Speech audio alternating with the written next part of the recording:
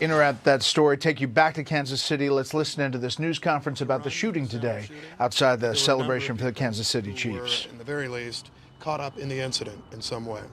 Myself, my wife, lots of families, players, chief staff, and others, their spouses, their families, a number of people who were in or near Union Station. So many people have been touched by this incident, and we recognize that. We also pray not only for the victims, including the decedent that was discussed earlier and their family, but also the victims of the shootings right now, who we hope are recovering inside our hospitals. We'll continue to give you updated information. At this point, we've talked to our federal partners. We have also talked to the Kansas City Chiefs. We will be talking to the National Football League and others. More so just to hear that all are safe who are with those institutions, and we continue to hope that all of those who were impacted are safe. To the extent you have information about suspects or others, we do encourage you to call the police. However, if for whatever other reasons you have information about the incident, we will be looking to share that through different methods. So if you have information about the incident, suspects and others, please call the police. If you're looking for other information, we'll try to continue to give you regular updates. I'll say this final thing and then we'll come back for questions at the end. Today was tragic for everyone who was part of it. I had the chance to talk to my wife just a moment ago, who said we became part of a statistic of too many Americans, those who have experienced or been part of or connected to a mass shooting. That is something that I hope we all recognize is highly problematic for all of us. I continue to commend our police officers, our firefighters, and others who were there to respond instantly. But we also need to figure out a way to make sure that things like this stop happening in our country. With that, I turn it over to the Chief of Police, Stacey Graves. Thank you. I just want to echo the mayor's thoughts and his prayers, and also to acknowledge that not only the victims who were actually hit by gunfire, but there are a lot more people who are going to be forever impacted by what happened here today. You know, as people were running, you know, a lot of us law enforcement who are running towards the danger also guided those who were in fear of their lives, and that's something to be said of how impactful today's event truly was. Again, we have confirmed there is one deceased person. Our gunshot wound total has went up to 22, and Chief Grundison will provide a little bit more context to that. Right now, we're still working on a total of number of victims. This is still an active investigation.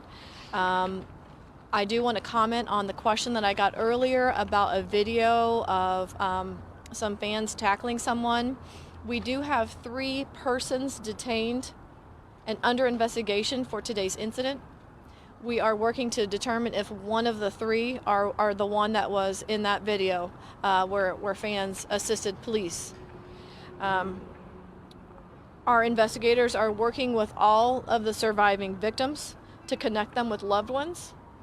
We are also working to identify our deceased victim so we can notify their family as soon as possible. We are also in the process of staffing a centralized phone number. This centralized phone number will be for those who are victims, witnesses, and if anyone has video or any information about what led up to what happened here today.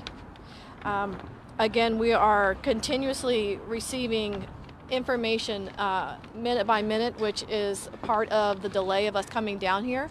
But I do want to pass this on to Chief Grundison to give a little bit more context to some of the status of our victims. Just want to say that all of KCFD's thoughts and prayers are with those families that were affected by this tragedy today. And while we were not expecting it, we were ready and prepared for an event such like this. Our KCFD units, along with our mutual aid partners that were working to assist us at this event, touched a total of 22 gunshot victims. One of those was a fatality. We had 8 what we considered immediately life-threatening patients. We had 7 with life-threatening injuries, and we had 6 that had minor injuries. Of the most serious, the immediately life-threatening injuries. We had 8 of those. Those were all transported and off the scene en route to hospitals within 10 minutes. So we felt the response was certainly adequate and appropriate, and I commend all our staff working there today, along with PD, that did an excellent job under difficult circumstances. We transported 3 different hospitals. We transported Children's Mercy, Truman Medical, and also St. Luke's on the Plaza. Questions? Yeah, so we're getting. Who are you asking? Anyone that can answer the question. So we've heard people talk about gunshots that they've heard near the west side of Union Station, and then also gunfire and situations that happen near the fountain and the stoplight over there near the intersection. Was there 2 separate scenes? Was there one big scene? Do you know the answer to that question? That is still an active scene. That is a large ground to cover, as you know, the size of the Union Station. I will tell you, we have located that crime scene on the west side of Union Station. As far as in the front of, that is still under investigation. We have crime scene investigators as well as the detectives. We had a lot of our assault squad detectives and our homicide detectives that were actually in uniform today working the assignment. So not only did you have uniform presence immediately responding to the scene, rendering aid, going towards danger, but you also had detectives that were immediately on the scene that are still there and actively working. Are you investigating any sort of connection with the earlier shooting of the day at 27th and McGee? We are, at this time, we don't know if that's connected, but that is something that we are looking at. Children's Mercy says that they want parents to contact them if they don't know where their children are. Do you know that there may be, like, are there kids there who don't have a parent? I can tell you we have detectives at all of the local hospitals that are investigating, like I said earlier, trying to connect our victims to their loved ones. Should that be the case and it's a child, someone can either contact police, or if that is what Children's Mercy is requesting, of course they can contact them as well. Is there anything you can say about motive?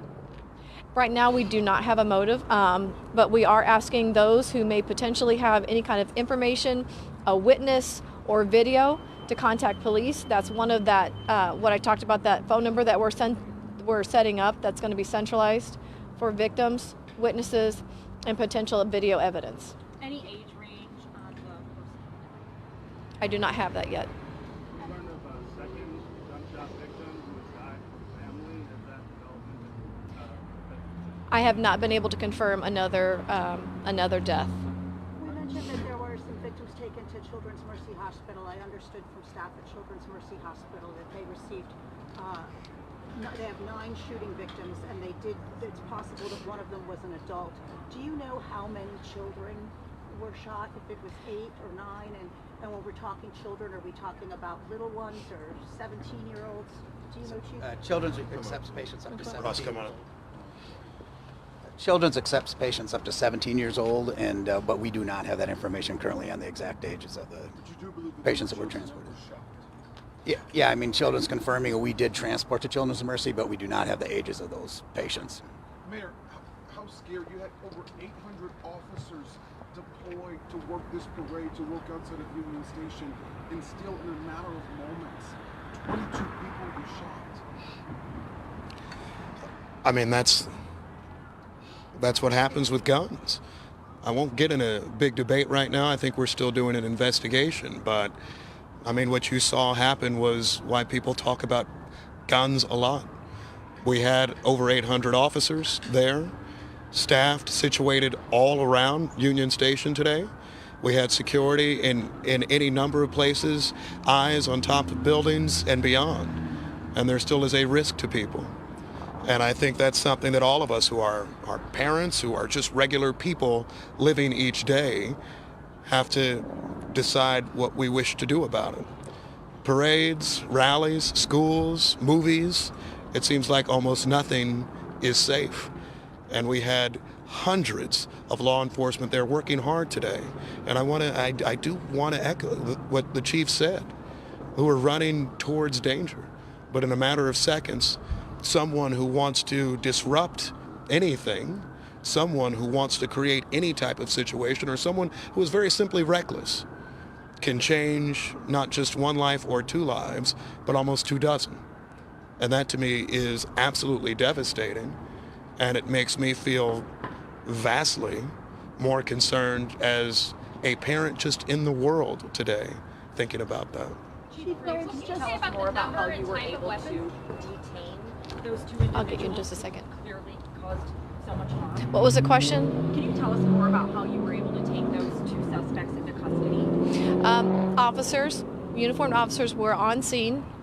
I don't have all the information of exactly what they witnessed, but there was a pursuit, apprehension, slight injuries by our officers taking someone into custody. But as far as you're directly answering your question, I don't have that information right now. Chief Graves, you have two gunmen in custody. You were talking about weapons earlier. Can you tell me how many and what type of weapons were involved? I don't have the exact on the weapons, but we have recovered firearms. I don't have a number for you or a caliber. We have recovered firearms, at least one. Chief Graves, you have two gunmen in custody. Do you believe there are any others still unaccounted for? We have 3 people that we have detained. And that is what we are asking for, is if anyone has any information, is a witness or has any kind of video that may provide us if there's anybody else that was involved in this. So is there a risk to the community at this point? No, at this time, the scene has been cleared. It's being held. And when I say cleared, I say the scene has been made safe and it's been cleared. Right now, we are in the investigative portion of that, collecting evidence, whether that be digital evidence or physical evidence. That is what we are doing right now. And we're also conducting interviews. Obviously, we have several victims that we need to have a conversation with, to ask questions, also witnesses. So there's a lot of work ahead in this. This is just the beginning stages, but we are moving as fast as we can. Can you explain that there was like a 5 minutes between the first shots and the second? All of that has not been determined just yet. The number of shots, the time in between them, the motive, all of that is still actively being investigated. So we don't know if there were 2 separate scenes. We don't know the answer to that at this point. I cannot confirm that yet. And just, did I miss this? Last Was one this here, guys. inside or outside Union Station? This was all outside Union Station. Thank you. Okay, you, guys. thank you. Thank you. Thank you. Might have just This is why every law-abiding citizen should be able to carry firearms. Because we all know you are your first responder. Because gun-free zones do not work. All right? Now, if 21 people at this parade will all have firearms, this whole shooting incident will never went down. Because you are your first responder. And there should be no such thing as gun-free zones. Because we all know that gun-free zones do not work. All right? We should let the law-abiding citizen carry firearms. All right? You think a criminal, a nutcase, is going to follow the law? Huh. Like I said, you are your first responder. And any politician that's against should be voted out.